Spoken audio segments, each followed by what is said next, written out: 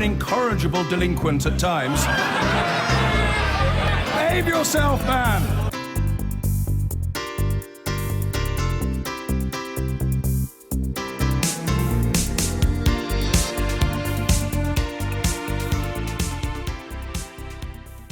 Is it the government's business whether you want to eat and drink sugary foods? Well, a Commons committee thinks it should be. And today they've backed a series of measures they say will help tackle obesity, including a 20% tax on fizzy drinks. So does this represent a sensible measure to improve the health of our children? Or is it an unwelcome intrusion from the nanny state? We gave our Ellie a couple of cans of pop and sent her out with the mood box. I could really do with a sugar boost. Hang on. Don't some MPs want to put a 20% tax on sugary drinks? So is that a good idea? Yes or no? Sweets for my sweet, sugar for my honey. You only have to look left, right and centre to see that people are really suffering from overweight, and the consequences are absolutely dire for the future. So yes. Pick one of my lovely sweet balls. People should know what is good for themselves. And it's not the government should put finger in. Yeah. This is your son? Yeah. Is he drinking water? Yes. You've got an opinion on everything, haven't you? Well, sort of, yes, on So, most things. Sugary drinks, should there be a tax? I think there should be, actually. I'm normally against tax, but, you know, you see these fat kids now, and I think, what is it, one glass of non-diet Coke is equivalent to about 8, I probably got it wrong, but 8 spoonfuls of sugar. Anyway, it's a lot of sugar. So, yeah, because we can always put sweetener in. Holding my tubby in. With your fabulous-looking, very green drink, do you think there should be a tax on sugary drinks? I don't know. I think there should be less advertising. It's probably would be more powerful. Tax is the great idea.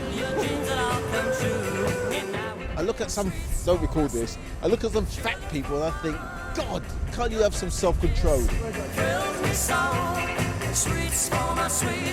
No. Why? Stop taxing, man.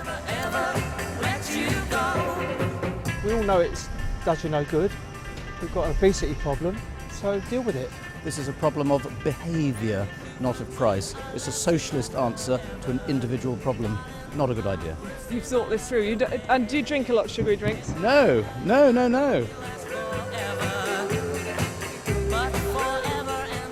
you know there is nothing sweeter than a mood box on a Monday morning?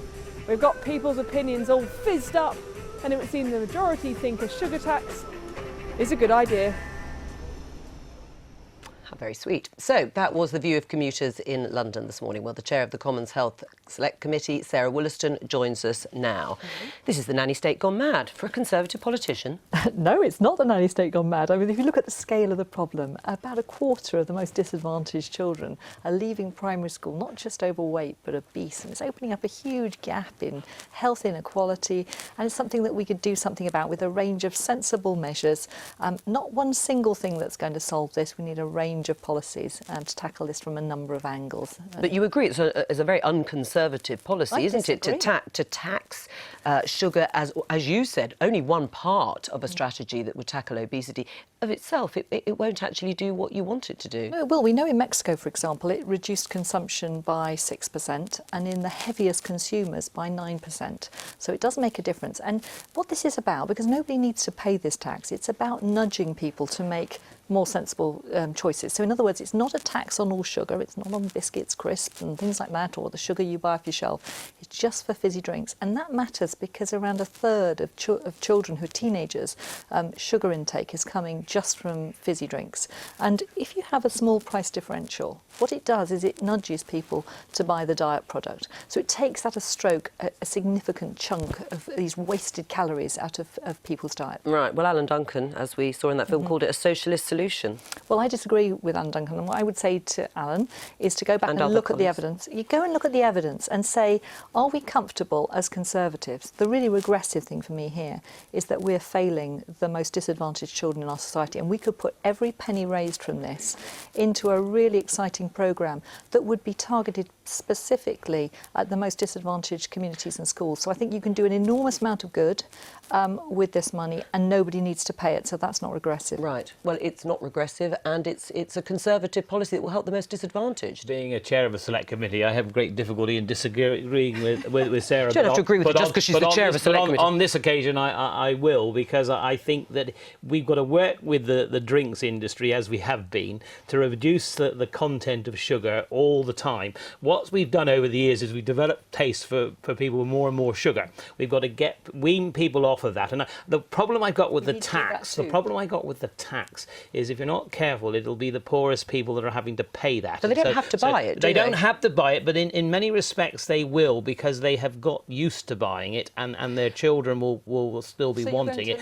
And I just think that we'd be better off weaning and changing their taste. How would you do that? Yeah, literally by taking the sugar out of the drink. And that is being done, but we need to do it much faster. Well, the food and drinks industry has said that. I mean, they've got said to be given more pressure, I think. Right. I mean, is that where the pressure should be? That they should be forced to reduce the 11 spoonfuls of sugar in the drinks? Self-regulation hasn't worked on its own, and the fact that Sarah, who's Dr. Williston, who's not really a Conservative, I think she's a doctor. I mean, she's spoken with great authority in this Parliament. I've only been here since May on things like assisted dying on the junior doctor's contract. So, I mean, the other people who are against this, people like the BMA, people like the British Dental Association, the British Heart Federation, all the people that know what they're talking about oppose this.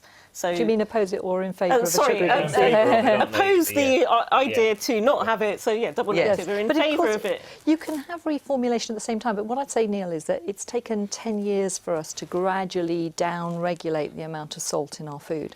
I'd say we'd be failing a whole generation of children if we didn't take the opportunity to do both. No one's suggesting this is a single measure. You need a package, and it's around advertising. Isn't it a failure of governments that have cut public health campaigns and money that go into those public health campaigns? Because we had extremely effective ones on drink driving, anti-smoking, AIDS campaign. You're having to substitute, if you like, the fact that your government won't pay for those effective campaigns by taxing the product itself. Well, I'd say that we are, certainly the amount we spend on public health campaigns is dwarfed by the powerful messaging from industry driving people in the other direction. However, what I would say is it's a mistake to think that education alone can do this. And the other thing is that the interesting thing about education campaigns is that health messages tend to be taken up more by people who are already healthy. So you end up paradoxically widening the gap. Right. I mean, when you look at the medical associations that are backing this idea of a sugar tax, and you look at the costs of obesity, I mean, despite the fact that there is some evidence, the King's College London have published research that actually some of the obesity levels amongst under 10s is levelling off. The cost of obesity to the taxpayer and the National Health Service and type 2 diabetes is huge. That surely something like this has to be done. Yeah, I don't disagree with you, but I would say that what we have got to do, and Sarah makes a point, we're taking far too long, we have got to put actually much more pressure on the food and drinks company to reduce the amount of sugar in the drink, and that in the end is going to be much more effective than a sugar tax. The problem with a sugar tax is that it will affect the people who can least afford to pay it, and in the end won't amount to a great deal of money. And what we need to do is put the onus back on those food and drink companies to deliver that drink without sugar. We're going to have to finish it there, but thank you very much, Sarah Williston.